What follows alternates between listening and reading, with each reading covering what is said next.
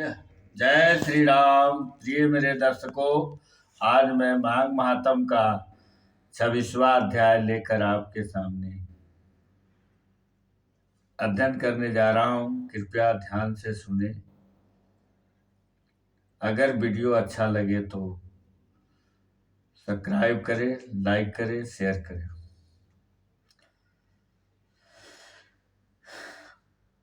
पथिक कहने लगा कि हे भूत प्रेत, तुमने सारस के वचन किस प्रकार और क्या सुने थे, सो कृपया करके कहिए।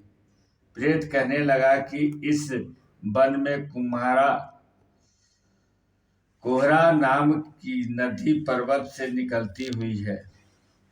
मैं घूमता घूमता उस नदी के किनारे पहुंचा और थकावट दूर करने के लिए वहां पर ठहर गया। उसी समय लाल मुख और तीखे दांतों वाला एक बड़ा बंदर वृक्ष से उतरकर जल्दी से वहां पर आया, जहां पर एक सारस सोया हुआ था। उस चंचल सुंदर ने कई एक पक्षियों को देखकर उसे सोए हुए सारस को दृढ़ता से पैरों से पकड़ लिया और तो सब पक्षी उड़कर वहां से चले गए, परंतु सारसी भयभीत होकर विलाप करती हुई वहां ही रुक गई। नींद के दूर होने तथा भय से नेत्र खोलकर सारस ने बंदर को देखा और मधुर वाणी से कहने लगा कि हे बंदर, तुम बिना अपराध मुझको क्यों दुख देते हो। इस संसार में राजा भी केवल अपराधियों को ही दंड देता है। तुम्हारे जैसे श्रेष्ठ प्राणी किसी को पीड़ा नहीं देते। हम अहिंसक और दूसरे के कामों को नहीं देखते।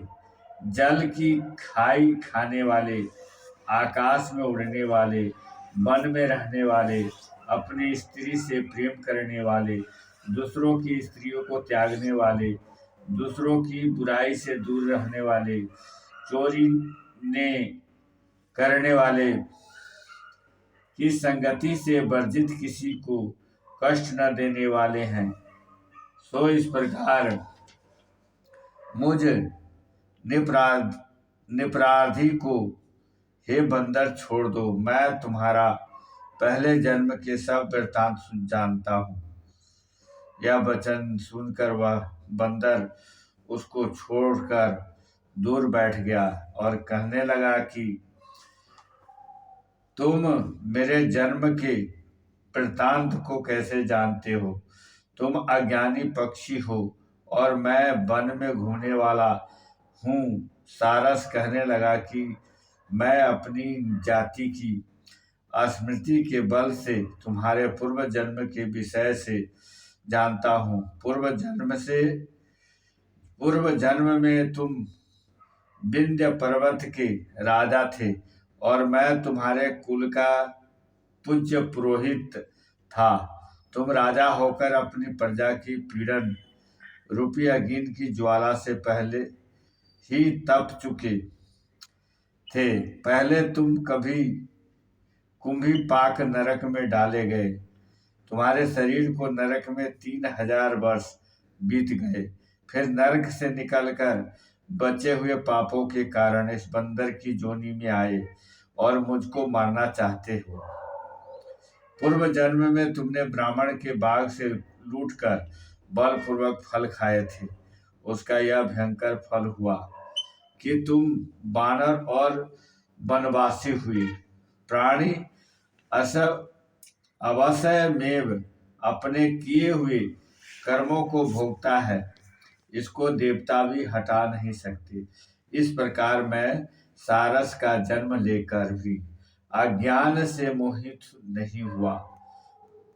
इतनी कथा सुनकर बानर कहने लगा कि यदि ठीक ही जानते हो तो बताओ तुम पक्षी कैसे हुए। सारस कहने लगा कि मेरी दुर्गति का कारण भी सुनो। तुमने नर्मदा नदी के किनारे पर सूर्य ग्रहण के समय बहुत से ब्राह्मणों के निमित्त 100 ढेर अन्न के दान किए थे। मैंने पुरोहिताई के मद से थोड़ा सा ब्राह्मणों को दिया और बाकी सब मैं आप ही ले गया। इन ब्राह्मणों के द्रव्य का अपहरण करने के पाप से मैं पहले काकल सूत्र नरक में कीड़े, फिर रक्त कुदुर्म नरक में जहाँ पर बड़े बड़े कीड़े थे और रक्त तथा पीस से भरा हुआ नाभि तक नीचे सिर और ऊपर पैर किए हुए पीप चाटता हुआ उस दुर्गंध वाले नरक में कीड़ों आदि से काटा जाकर 3000 वर्ष तक उस यात्रा को भोगता रहा। मैं नरक के दुख का वर्णन नहीं कर सकता। फिर नरक की यातना से मुक्त होकर यह सारस जन्म पाया, क्योंकि पूर्व जन्म में अपनी बहन के घर से कांसे का बर्तन चुराया था। इसको मैंने एक जुआरी को दिया, इसी से मैं सारस जोनी में आया। यह मेरी स्त्री सारसा हुई। यह सब मैंने तुमसे कर्म फल कहा। अब भविष्य की बात भी सुनो। अब मैं तुमसे तो और यह मेरी स्त्री भी हंस होंगे और कामरूप देश में सुख से निवास करेंगे। फिर इसके पश्चात गौ जोनी में और फिर जाकर दुर्लभ मनुष्य जोनी को प्राप्त होंगे। इसमें मनुष्य पाप और पुण्य दोनों ही कर सकता है। इस प्रकार शिव की माया से यह सारा मोह को प्राप्त होता है। न केवल हम ही परंतु इस संसार के सभी जीव प्रवृत्ति मार्ग में फंसकर अच्छे और बुरे कर्म करते और उनका फल भोगते। इसलिए सब प्राणियों को धर्म का सेवन करना चाहिए। देवता, असुर, मनुष्य, व्याघ्र, कीड़े मकोड़े सभी से यह कंटक रूपी मार्ग नहीं छूटता। केवल वेदांत जानने वाले जोगी ही इस मार्ग से बच सकते हैं। इसी कारण बड़े बड़े महात्मा भी कर्म फल को टाल नहीं सकते। उपाय से तथा बुद्धि से कोई भी इसको नहीं बदल सकता। तुम पहले राजा थे, फिर नरक में गए, अब बंदर की जोनी में वन वन में फिरते हो और फिर भी ऐसा ही जन्म पाओगे। ऐसा विचार कर आनंद पूर्वक और धैर्य धर कर विचरते हुए काल की प्रतीक्षा करो। तब वानर ने कहा कि पहले जन्म में तुम्हारी पूजा करता था, अब तुम मुझको प्रणाम करते हो। तुम जाति के स्मरण से मेरे पूर्व जन्म के वृत्तांत को जानते हो, सो आनंद पूर्वक रहो। तुम्हारा कल्याण हो।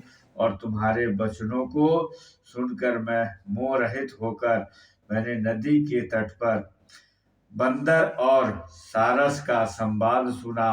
तब मुझको बोध हुआ और मोह तथा शोक का नाश हुआ। प्रेम से बोले श्री रामचंद्र भगवान।